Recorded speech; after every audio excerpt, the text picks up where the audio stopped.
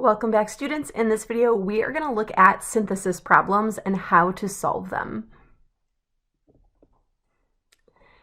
A synthesis problem is where you're given the starting material and you're given the final product. And what you're asked to do is to figure out how are you going to get from the start to the end. These are really difficult problems because you really have to know the reactions in order to do well on them. So let me give you some hints on how to attack these problems. The first thing to do when you're starting the process of using synthesis problems is to know your reactions. And what I would suggest is begin to organize the reactions by classification. So for example, take a sheet of paper or make a set of note cards or make a compare and contrast type of paper where you start with an alkene and then how do you get bromine? Right? So all of the reactions that involve bromine or form a brominated product, put those on one sheet of paper. All the reactions that form alcohols, put those on one sheet of paper. All the reactions that form a double bond or a triple bond, put those on one sheet of paper. And start to organize them in your mind by class. That way, when you get to synthesis problems, you have an organizational system in your brain that is linking the final functional group with the initial functional group that you start with, and that's going to be super helpful. The next thing I want you to do is to practice doing just one-step transformations. You're probably going to have to go into your textbook for examples of one-step transformations. If you're using the Klein textbook like we are, at the end of the chapters, there's a map of one starting material and an arrow on how you get to all these other options. Starting with that map is going to be super helpful. So let me show you how doing and practicing a one-step transformation can really help you do a two-step transformation. Mind you, you're not going to know it's a one or two-step transformation right off at the beginning. So you're going to have to be guided in your practice by starting doing practice problems that are at the beginning of your chapter in your textbook and then going towards the ones at the end of the chapter that ramp up in level of difficulty. For this first example, what I see is that I have an alkene and I have a bromine at the end. In my mind, that's saying, oh, wait, that's one of my bromine reactions, and I know that I can put a bromine at the more substituted side of my alkene. So if I focus on my alkene and I look at where the bromine is adding, it's adding to the position I highlighted in blue, and that's a Makarevnikov addition of bromine. The way to get a Makarevnikov addition of bromine is to go ahead and add HBr. Your textbook might have included, some inert solvent, or they might have just said HBr. So this is a one-step synthesis. If you can't do these right away, then that means you need to pause and practice these before you move forward. Otherwise, you're going to feel overwhelmed and you're going to get just drowned in information. Because if we look at the second one, now you're looking at this going, how did they get the bromine to change locations? Well, that's a great question. So when I look at this, what I notice is I'm actually encompassing the problem that's above. What people like to do is suggest that you start at the end and think, how do I get this final product? How do I get one bromine on a molecule? Well, I have to start with an alkene. And when I start with an alkene, the alkene that I'm going to start with is the one from the example above. So now that we've gone one step backward, we can try to connect the initial one with the middle step that I have here. And this you should look at and go, okay, I know if I have an alkyl halide, that halogen's a good leaving group and I can do an elimination reaction. Right? And then you just pause and think about, do I need a specific base? Because you're pulling off a proton that's on a little bit of a bulkier carbon, I would go ahead and make sure that you're using a base that's on the smaller side of things. So maybe you use something like sodium amide, right? Something that's just a base. You could use sodium ethoxide, but you'd have to make sure to use heat as well to force that elimination product to really happen. So let's go ahead and use sodium amide that's a base only. And so with these two steps, I can go from the starting material to the ending material. And if you saw that HBr could solve this problem and you saw that quickly, but then you got to the second problem and thought, oh goodness, I don't know how to do that. That's normal to look at this and go, well, I don't know what to do. And that's what we're going to practice.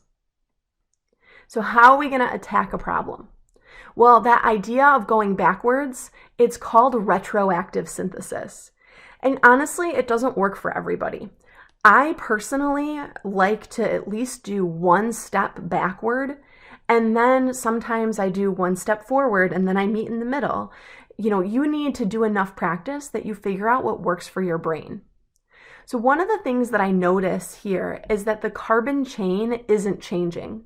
What is changing is the location of the OH. I know that in order to get an OH onto a compound, that one way to do that is with an alkene. So I would ask myself, if I was going to go through a process where I'm adding an OH to an alkene, what alkene would I use? Well, I'm noticing that my OH is at the less substituted position here. And so I need to make sure that my alkene involves that carbon. Because my OH is at the less substituted position, I know that the reagent that I use to go from this alkene that I've drawn to this final product is BH3THF, and then in a second step, the sodium hydroxide and hydrogen peroxide. Now what I like to do is I like to look at my starting material and the compound that I just drew and say, is there a way I can connect those two items? And if I look at this, I can start to see some possibilities. The possibilities that I'm seeing are things like an elimination reaction. But you need to pause and think about what's going to make sense in your elimination reactions. Because your most kind of favorite elimination reaction is just to heat this up with acid. But if you undergo that elimination reaction, that's an E1 reaction, and you're going to get the more substituted alkene as the major. So the question becomes, how do we go from this OH to the less substituted alkene? We need to pull off this proton here. If you're remembering your elimination reactions, that proton needs a bulky base to be pulled off. But wait a moment. If we just go ahead and add tert butoxide, our bulky base, to this, you know what tert butoxide is going to do? It's going to pull off the proton on the that I just highlighted. Why? Because that one's a ton more acidic.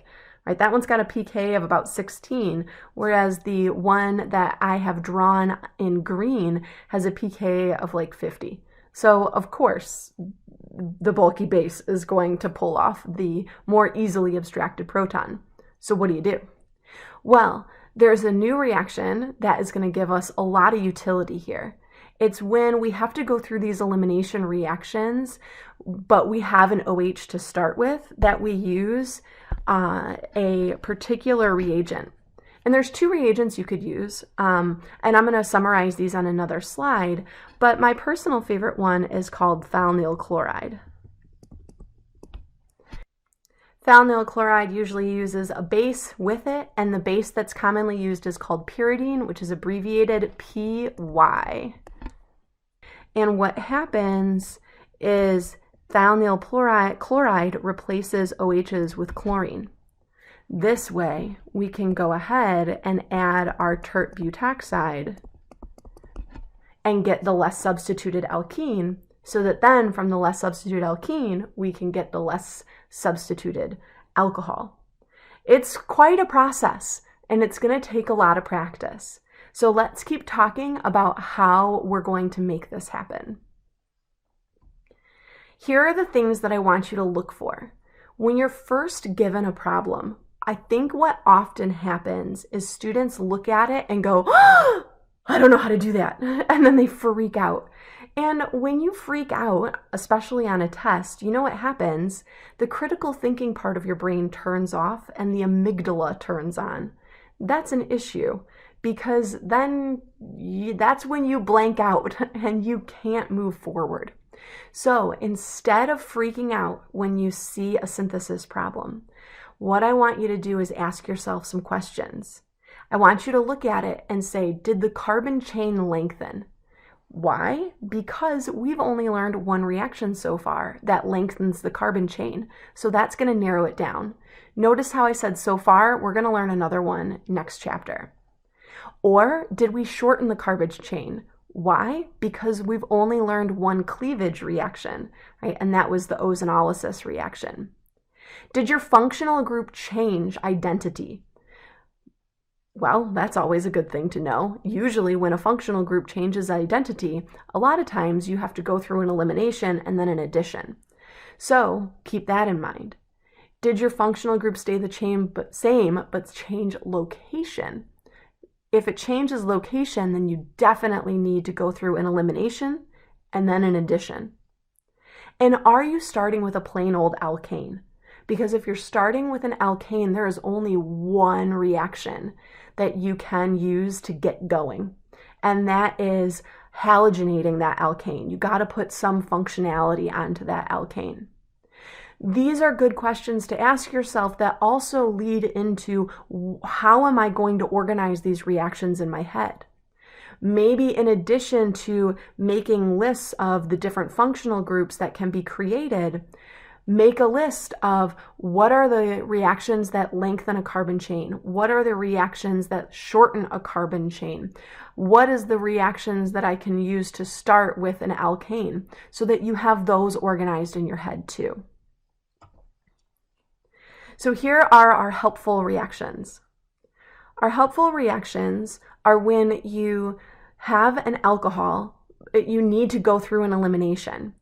If you have an alcohol and you need to go through an elimination and you're trying to use a strong base, it's not going to work. You have to convert that alcohol to a better leaving group. And here are two ways to do it. One is with thionyl chloride and a base called pyridine, which is abbreviated PY, and the second one is PBr3. Thionyl chloride will take the OH and turn that into a chlorine. PBr3 will take this and turn this into a bromine. Knowing one of these reactions is going to be super helpful for when you start doing synthesis problems.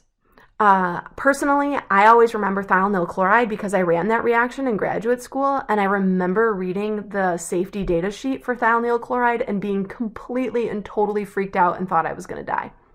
So that one stuck in my mind. But you can do either one on paper. You just have to keep in mind that these are technically SN2 reactions, so they aren't going to work on tertiary substrates. Let's go through some examples. I want to give you an opportunity to look at a couple of examples, see if you can figure part of it out, and then come back and rejoin me so I can lead you through the logic. So why don't you pause, see what you can figure out, and then rejoin me when you're ready. Now that you're ready to compare, let me lead you through my logic. The first thing I notice is the addition of carbons. If I count my carbons, 1, 2, 3, 4, 5 over here, and 1, 2, 3, 4, 5, 6, 7, 8 over here, I see that we have added 3 carbons. Now, we've not learned very many reactions that add carbon. One of those reactions is to create the alkanide ion. And this is where retroactive synthesis can be a place where you just say, no, I'm not going to start at the end. Maybe I'll start at the beginning. My brain really wants to start at the beginning in this one because I know that I need to add 3 carbons and I know exactly how to do that. When I want to add carbons, I use sodium amide to make the alkanide ion. Once I have the alkanide ion, then I can work on adding my 3 carbons.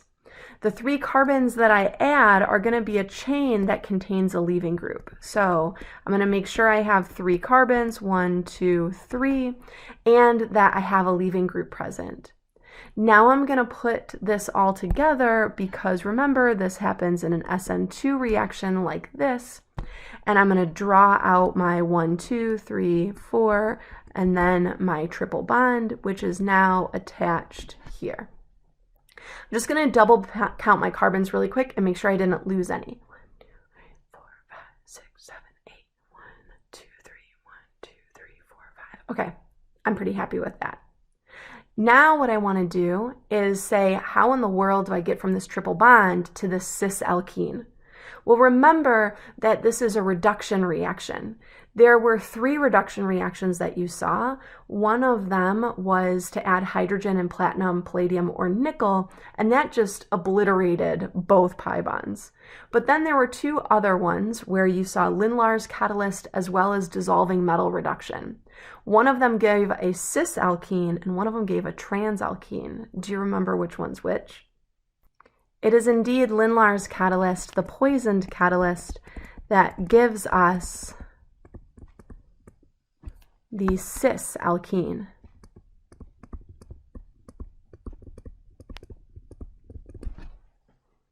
This looks great. When you communicate your final answer, I want you to be aware that there's a couple of ways to do that, and it depends upon what your professor would like.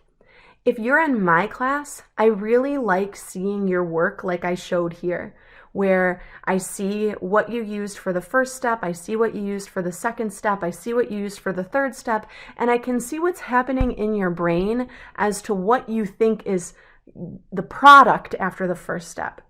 This allows me to give you the most partial credit. There are other people who might prefer just a list. And if they want a list over the reaction arrow, then you have to make sure you're numbering the list so that there is in order, and also you know when reagents can be combined and when they can't. So this is what your list would look like. Let's try another example. In this example, I want you to do the same thing. I want you to look at this, see what you can come up with, ask yourself some questions like, do I have less carbons? Do I have more carbons? Do I have the same amount of carbons? Do I have a functional group change? Figure out kind of how to start the problem. Remember, you can start at the end and go one step this direction, or you can start at the beginning and go a step this direction. Do whatever works best for your brain and come back when you're ready to compare.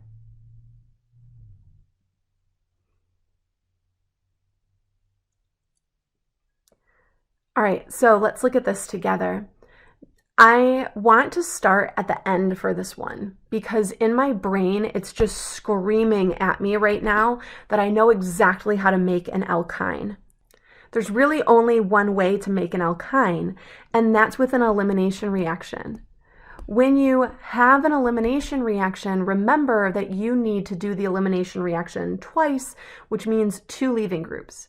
And it doesn't matter if the 2 bromines are on the same carbon or if they're on opposite carbons, but we know how to get the bromines on opposite carbons. So I want to put my bromines on opposite carbons. When I go through this process, what I'll need is sodium amide, and I'm going to need excess of that. It's actually going to take this all the way to the alkanide ion, and then I have to come back and add water as a proton source. Now my question is, how do I get from an alcohol to a dibromine? Well, I definitely can't go directly, so let's just think about how do you get a dibromine. I can get 2 bromines across a pi bond, so if I had an alkene here, I could get 2 bromines across that by using Br2 in some inert solvent like carbon tetrachloride, CCl4. This gives you the anti-addition of bromine across the pi bond. Now the question I want to ask myself is, can I go from this alcohol to this alkene directly? In order to do it, I would need to pull off this beta proton. And when I pull off that beta proton, again, now I'm looking at it and thinking, well, I'm running into the same problem I had earlier. If I just go ahead and add a base, it's going to pull off this proton, and that's not going to be good. So first, I'm going to change my OH into something that's not going to react.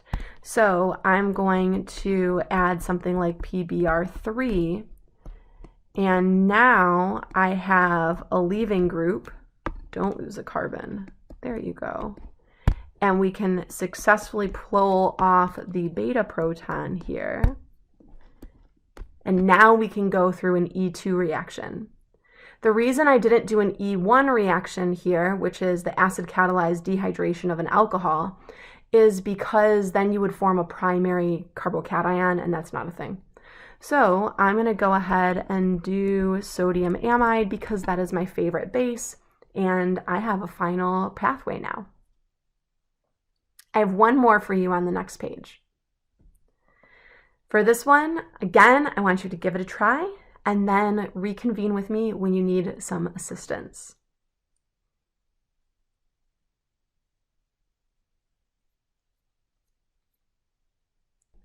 When I see this, what I see right away is I lost a carbon. See how I have 2 carbons here, but only 1 carbon over here? That in my brain screams oxidative cleavage. Well, for oxidative cleavage, you can cleave alkenes and also you can cleave alkynes. And when I go through this cleavage, I need to stop and think, which one is going to give me an aldehyde? Do I need to start with an alkene to get the aldehyde, or do I start with an alkyne to get the aldehyde? And that's our question that we need to answer. So if you remember, starting with the alkene got you the aldehyde, and starting with the alkyne got you a carboxylic acid. So what I want to do is go ahead and say, I need an alkene to cleave. The alkene I need to cleave looks like this. So when I cleave here, I would go ahead and I get the aldehyde. Remember that the cleavage reaction included ozone, so we needed O3, and then usually some other like co-oxidant. Remember that the reagents for this were ozone and then in a second step DMS. There was another set of reagents you could use as well if you wanted to use those instead. Now I look at this and I say, can I go from my starting material to this alkene? There are a lot of elimination reactions in here, aren't there? So we need to be mentally prepared for those. When I look at this, you might be starting to think about that acid-catalyzed dehydration of an alcohol. The problem is the acid-catalyzed dehydration of an alcohol would get you the more substituted alkene, and we want the less substituted alkene. So again, we have to go into our special toolbox where we take that alcohol and we turn it into something that has a good leaving group. That way we can use a strong base like tert butoxide to pull off this less substituted beta proton so we can get the less substituted alkene. So that's what I meant when I said having PBr3 or SOCl2 in your toolkit is going to be so helpful. They pop up a lot when you're looking at elimination reactions thinking, how the heck am I going to do this? So be aware that those are a thing. If you want to look at the mechanisms, they should be available in your textbook, and if they are not, they are absolutely on the internet. Let's wrap up. In this video, we looked at synthesis problems. Synthesis problems are where you are given the starting material as well as the product, and you show the pathway on how to get there. To be successful with synthesis problems, you have to know your reactions inside and out. They have to be second nature for you. One trick is to start by going backward, which is called retroactive synthesis. But you know what? If that doesn't work for you, it's not the end of the world. Do one step backward, one step forward, meet in the middle. Maybe you're a forward person. You need to do what works best for your brain. Thanks so much for watching. This is Katoni signing out.